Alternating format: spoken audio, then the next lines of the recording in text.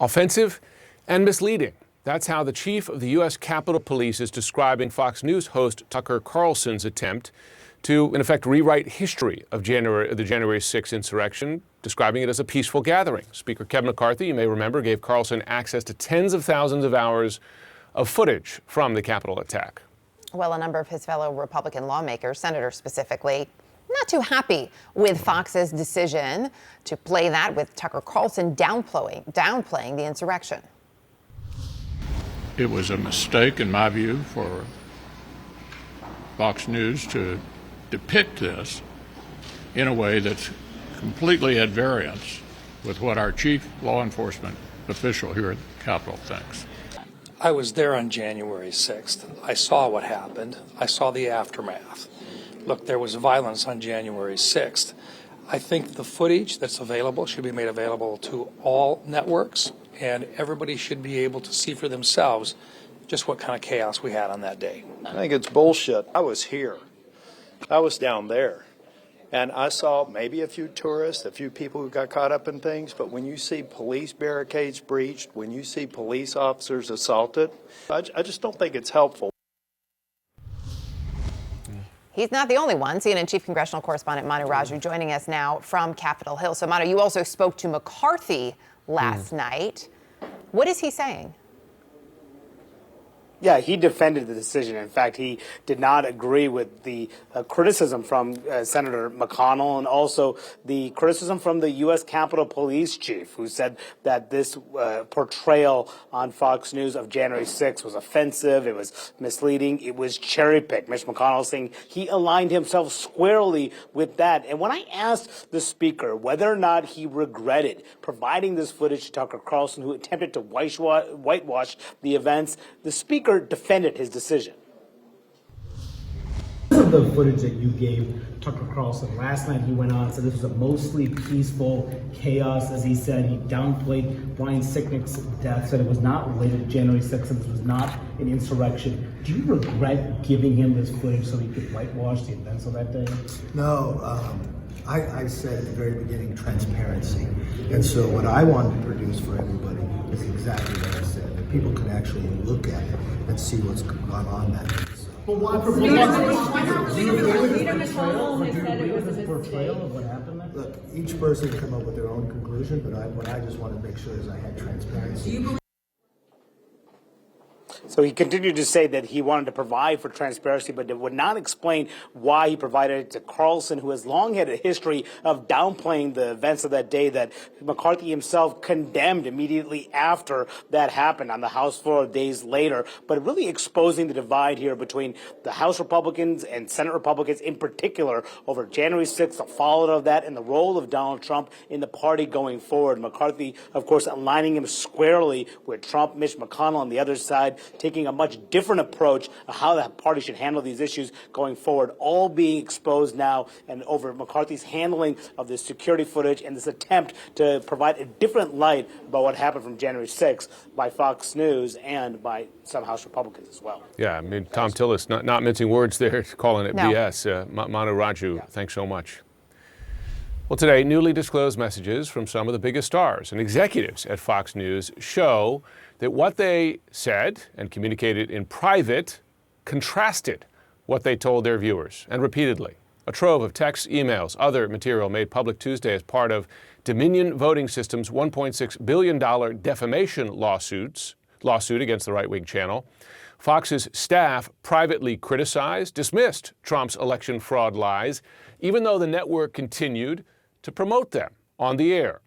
Take a look at these messages from November 20th between Fox host Tucker Carlson and Laura Ingraham.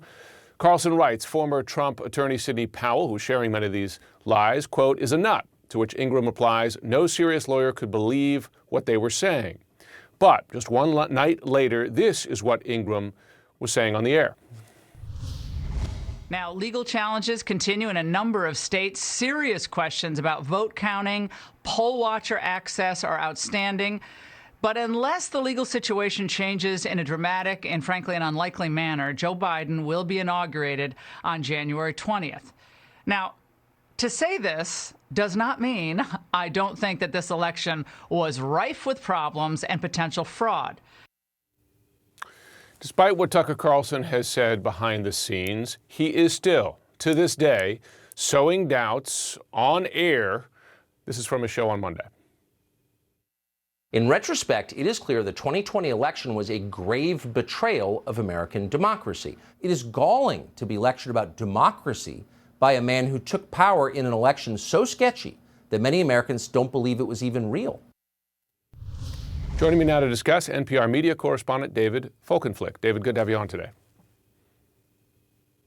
Great to join you, Jim. So, David, based on what we're seeing from Tucker Carlson, despite the fact that now we know he was lying to his viewers around the election, saying one thing in private, one thing on the air, he is still calling the election into question. Are any Murdoch-owned publications, whether it be Fox, Fox Business, New York Post, Wall Street Journal, are the viewers or readers of any of those publications seeing what we're seeing here, the revelations from these court documents? Oh, I think if you read the Wall Street Journal, you're getting a fairly straightforward news report in its pages, often prominently displayed, of what actually transpired. And I think you're seeing folks from the Wall Street Journal's news side trying to ensure that its reading public believes in its brand promise, that of telling the news straight and without fear or favor. It's a game that Murdoch plays. He sort of separates in his mind how he treats his upscale broadsheet newspapers like the Times of London and the Wall Street Journal from the tabloids like the New York Post, which he treats more like Fox News, which is you're going to see the political influence throughout the entire report. Understood. Now, we should note, is it correct Fox News has banned any discussion of this, given it is Fox News where the majority of these lies were shared with viewers? Yeah, you saw Fox News' own chief media correspondent and anchor, Howie Kurtz, come forward about 10 days ago and say that he was barred from discussing on his show that he disagreed with it, but that was the corporate edict.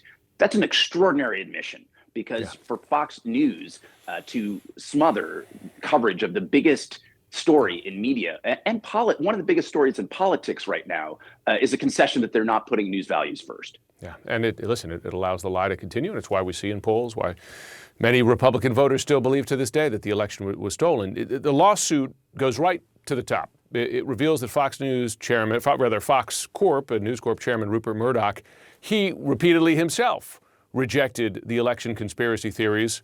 Reading now, Dominion lawyer asks him, do you believe that Dominion was engaged in a massive and coordinated effort to steal the 2020 presidential election? No. Have you ever seen any credible evidence to suggest Dominion was engaged in a massive and coordinated effort to steal the 2020 presidential election? No. So the boss knew it, and by the way, the questions went on, and he continued to answer no. The boss knew it, let his outlets continue to spread those lies. What are the consequences? What are the most likely consequences here in this case? Well, right at the moment, this is barreling towards a court date, a trial date, I should say, in the middle of next month. It's a $1.6 billion defamation case brought by Dominion Voting Systems, whose machines were described and software were described on Fox's airwaves, at times seemingly endorsed by a number of Fox's top stars as having thrown votes from Donald Trump, then the sitting president, to Joe Biden. It seems likely that if they lose in court, they'll have to pay a lot. They'll appeal it. And then at that point, one might see some sort of settlement. The key thing for Murdoch is he made clear in that same deposition he would never apologize. He didn't think they did anything wrong, or at least that's his position. It certainly dovetails with their legal defense. All they were doing was relaying the claims of the president of the United States, a newsworthy figure, and his attorneys. But what really is happening is that they don't want to acknowledge their own viewers that they presented information they knew was false. They're willing to pay money to kind of avoid that.